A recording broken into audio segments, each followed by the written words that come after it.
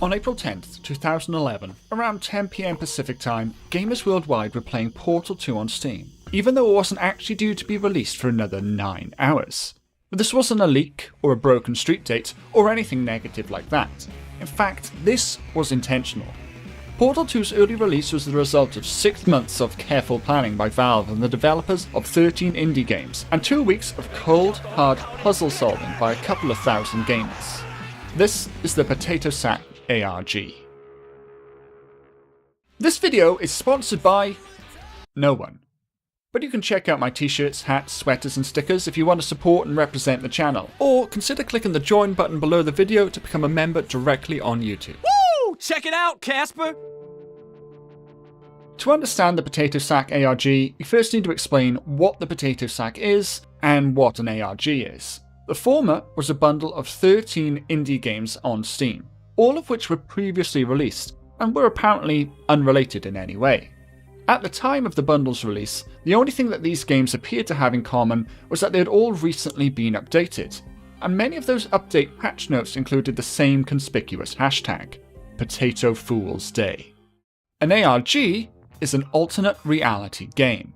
It typically involves a company using their products to tell a story through a series of clues that bleed into the real world or into other products, and it usually requires people to solve or follow those clues in order to move the story forward. The Potato Sack ARG, therefore, was one such hunt for clues with a narrative, all revolving around these 13 Potato Sack games.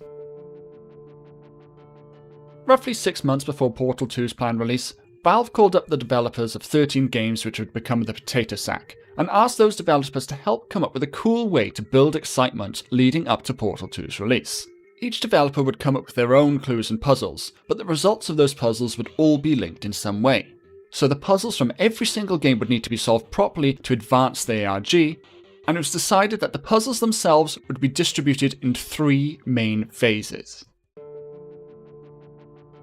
The plan for Phase 1 was to get the ARG in motion, without revealing exactly what the ARG was about just yet. To do this, the developers left 2 types of clue which needed to be found in each of the 13 games. First, there was a random sentence that would show up somewhere in the game, such as, "I said, one sofa have deep counts, as I die," and "Art for swans is dope, I source age a taco." The second clue was a new mysterious symbol in each game, which was placed somewhere with an accompanying letter of the alphabet. It wasn't long before owners of the Potato Sack games started to connect the dots and realised that weird but similar clues in 13 games, all recently updated and in a newly released bundle together, probably wasn't just a coincidence. It was noticed that the aforementioned random sentences weren't completely random after all, and every single one of these sentences contained exactly 16 consonants. These 16 consonants could then be applied to a 4x4 grid. At the same time, people noticed that each of the mysterious symbols could be divided into a 2x2 grid, which could then be used to represent a small image based on which of the 4 squares of that grid that the symbol was occupying. And these 2 concepts were then combined. Each of the 16 consonants on the 4x4 grid was substituted for the 2x2 bitmap image that corresponded with the symbol that represented that letter. This resulted in an 8x8 grid of squares which, when looked at as a whole, resembled a single letter. When this was done for all 13 games, the letters could be rearranged to spell the word collaboration. The discovery of this word signalled the end of Phase 1, and it was also a word that was going to be important at a later phase of the ARG. Phase 1 also spawned one of the most famous stories of this ARG. Remember the mysterious symbols found in each game? Well, the developers of Tokitori went a little further with their clue. Through a series of bizarre steps, including requiring players' Steam names to contain the word potato, a hint was left in-game giving the coordinates of the developers' offices in the real world. This clue was actually solved fairly early on, and an eager gamer went to the specified location and found the relevant letter and symbol sellotaped to a lamppost, which was captured on camera by the waiting devs.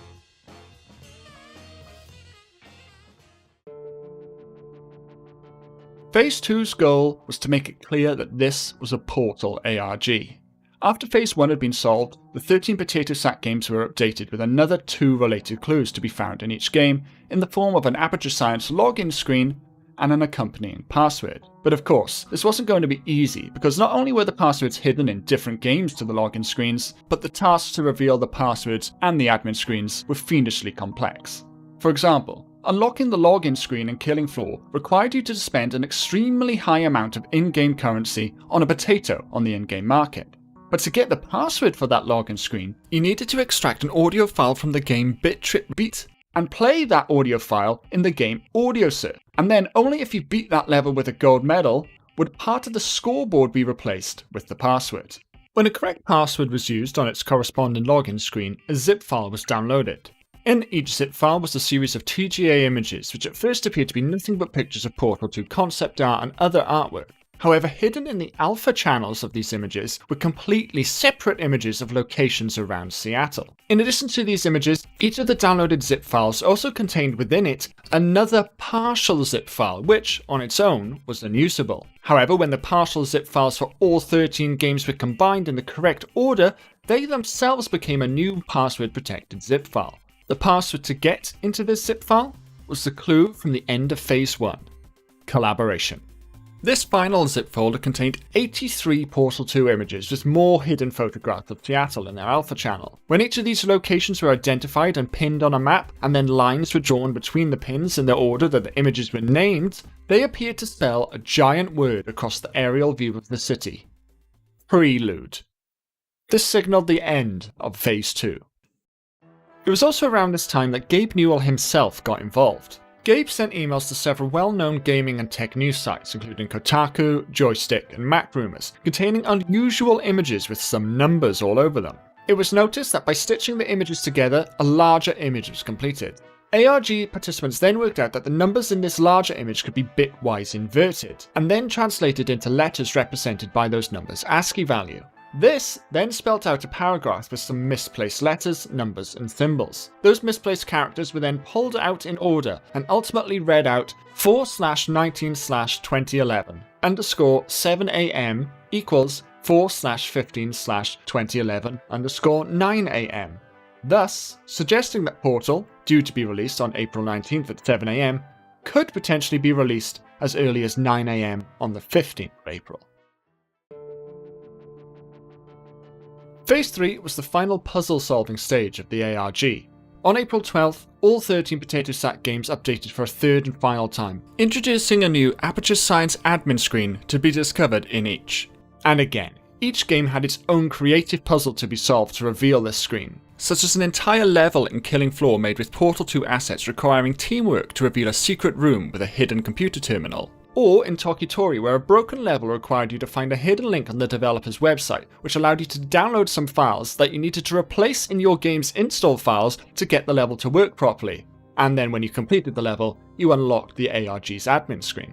Unlike Phase 2, no passwords were required for these admin screens. Instead, once you reached them, you heard a GLaDOS voice clip. The Alaskan Territory is not a zoo. Each of these voice clips was a descriptive clue describing one of the previously discovered photos of Seattle in Phase 2. When drawing lines between these specific locations, a new word was revealed. Nellypot. A Steam group was discovered with this name, and that Steam group happened to have just one person as a member. This person's Steam profile contained before unseen screenshots in-game of Portal 2. These screenshots in turn showed patterns of squares on the walls, which were worked out to be parts of a QR code. When joined in the correct arrangement, the complete QR code resulted in a URL leading players to the final element of the ARG. The URL led to by the latest QR code displayed an Aperture Science themed countdown. At the time of discovery, there were a little over 12 hours remaining, and at the end of those 12 hours, another countdown was revealed.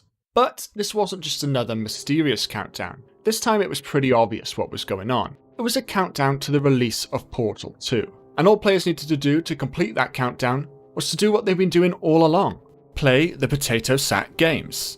No secrets, no puzzles, just play. And play they did. The vegetables of their labour was revealed at approximately 9:30 PM Pacific time on April 18th, 2011. Portal 2 released worldwide. 10.5 hours early, thanks to the efforts of over 2,000 participants. Those who took part didn't just walk away with glory.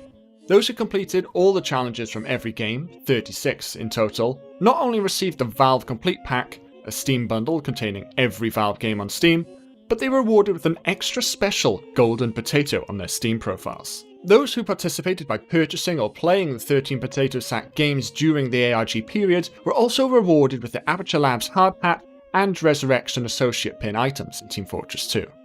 Believe it or not, what I have told you so far are only the key events of the ARG, and there are actually so many more hints left and smaller things that happened over this 2-week treasure hunt, such as cryptic tweets, blog posts, IRC messages, hidden frames in YouTube trailers, hidden code superimposed into traffic in videos released by the devs, and much more. I've also told the story in its intended order as designed by the developers behind it. In reality, many parts of the ARG were guessed or deduced as opposed to being found through their intended means, even though a lot of these clues were eventually discovered correctly, but sometime later. If you do want to see a complete timeline of events as they happened in the community, then there's a brilliant page accessible on a now archived community wiki that was set up at the time, which I'll leave a link to in the description. If you enjoyed this video, please consider checking out some of my other content and subscribing if you haven't already, and check out my merch on screen or consider becoming a YouTube member. Thank you very much, and I'll see you all soon.